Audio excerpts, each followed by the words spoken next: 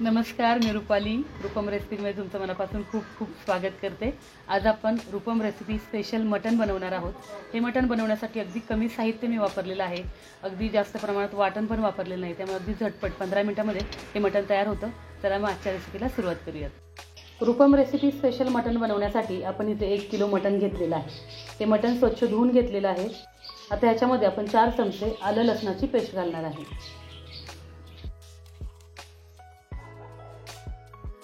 2 चमचे घातलेली आहे लवंगी मिरची पावडर, म्हणजे तिखटवाली मिरची पावडर घालायची आहे. आणि मिरची पावडरचं प्रमाण तुमच्या अंदाजे तुम्ही ठेवायचं आहे. मला जरा थोडासा झणझणीत बनवायची आहे म्हणून मी 2 चमचे वापरलेले आहे. 1 चमचा बेडगी मिरची पावडर घालायची आहे. अर्धा चमचा हळद घालायची आहे. 1 ते 1.5 चमचा मटण मसाला वापरायचा आहे. कुठल्याही कंपनीचा वापरू शकता किंवा तुम्ही घरी बनवूनही वापरू शकता. 2 चमचे घालायचं आहे मीठ. आजची जी डिश आहे ते आपण 6 ते 7 लोकांसाठी बनवतोय, त्याच्या अंदाजे सर्व मी तुम्हाला सांगणार आहे. 2 पळ्या तेल घालायचे, छोट्या पळ्या आहेत. आणि हे सर्व साहित्य मटणला छान चोळून घ्यायचं आहे. एक 15 ते 20 मिनिटं मॅरिनेट करून ठेवून द्यायचं आहे. आता एका पातेल्यामध्ये तेल घालायचं आहे. तेलाचा अंदाज तुमच्या आवडीनुसार तुम्ही घ्यायचा आहे. आता नॉनव्हेज म्हणलं की तेलाचं थोडंसं प्रमाण जास्त येतं.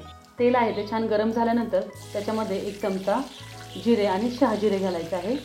2-3 हिरव्या मिरच्या, 2-3 तमालपत्राची पाने, 1 दालचिनीचा छोटासा तुकडा, 1 घालायची आहे मसाला वेलची, 1 हिरवी वेलची, अगदी 2 ते 3 लवंग आणि मिरी वापरायच्या आहेत, 1 चक्री फूल आणि 2 बारीक चिरलेले कांदे. कांदे आहेत ते चांगले लाल होईपर्यंत आपण तेलामध्ये परतून घ्यायचे. अगदी कमी प्रमाणामध्ये मी गरम मसाले वापरलेले आहेत, जास्त वापरलेले नाही आहेत. कांदा चांगला लाल झाला की आपण जे मटण मॅरिनेट करून ठेवलेलं आहे ते टाकायचं आहे. ते पण तेलामध्ये छान परतून घ्यायचं आहे. अगदी झटपट होणारी रेसिपी आहे. मी तुम्हाला पातेल्यामध्ये बनवून दाखवलं आहे, पण तुम्ही कुकरमध्ये बनवू शकता. कुकरमध्ये बनवली तर अगदी 15 मिनिटांमध्ये आपलं हे मटण छान तयार होतं. मटण छान परतून झाल्यानंतर त्याच्यावर झाकण ठेवायचं आहे आणि त्या झाकणामध्येच पाणी घालायचं आहे आणि तेच पाणी आपल्याला मटण शिजण्यासाठी टाकायचं आहे. आता मटण आपलं शिजतं आहे तोपर्यंत आपण अगदी अर्धी वाटी खोबऱ्याची असती ती घेतलेली आहे, ती खिसून घेतलेली आहे. ती छान भाजून घेऊयात. त्याच्यामध्ये 2 चमचे पांढरे तीळ, 1 चमचा खसखस घालूयात, 1 चमचा जिरे, 2 चमचे धने, अर्धा चमचा शहाजिरे.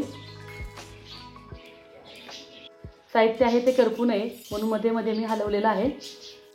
2 आपण तमालपत्राची पाने घातलेली आहेत, 1 मसाला वेलची, 1 चक्री फूल, थोडासा दालचिनीचा तुकडा अगदी इंचभर घातलेला आहे, 2 घालायची आहेत हिरवी वेलची आणि अगदी थोड्या प्रमाणात जायपत्री मायपत्री वापरायची आहे. 2 आपण घातलेला आहे त्रिफळा, अगदी थोडंसं घेतलेलं आहे दगडफूल,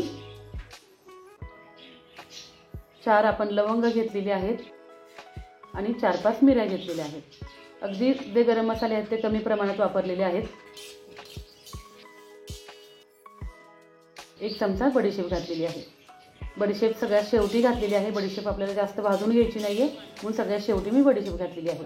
आणि 1 वाटी आपण तळलेला कांदा घेतलेला आहे. कांदा आहे ते छान कुरकुरीत तळलेला पाहिजे. आता हे सर्व साहित्य आहे ते आपल्याला कोरडंच मिक्सरमधून बारीक करून घ्यायचं आहे. त्याच्यामध्ये पाणी वगैरे आपल्याला काही वापरायचं नाही आहे. आता मटण पण आपलं छान शिजलेलं आहे. मी मटण शिजताना पाणी वापरलेलं नाही आहे. जे मटणाला पाणी सुटलेलं आहे त्या पाण्यामध्येच मटण छान शिजवून घेतलेलं आहे. तुम्ही अशा प्रकारे कुकरमध्ये थोड्या वेळ ठेवून द्यायचं आहे. आपण जे वाटण्यासाठी साहित्य भाजून घेतलेलं होतं ते सर्व साहित्य छान मिक्सरमधून बारीक करून घेतलेलं आहे. ते त्याच्यामध्ये टाकलेलं आहे आणि व्यवस्थित अगदी परतून घेतलेलं आहे परत एकदा. आणि आता ह्याच्यामध्ये आपण गरम पाणी घालणार आहे. ही सेम मेथड तुम्ही कुकरमध्ये करू शकता आणि कुकरमध्ये झटपट 15 मिनिटांमध्ये हे मटण बनवू शकता.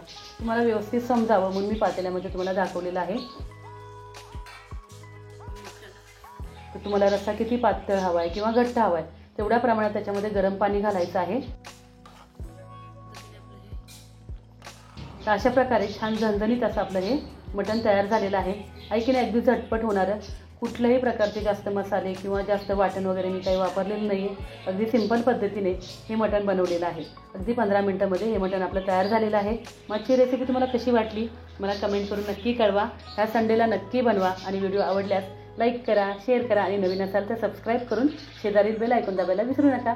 चला मग भेटूया अशा छान छान रेसिपी घेऊन पुढील भागामध्ये.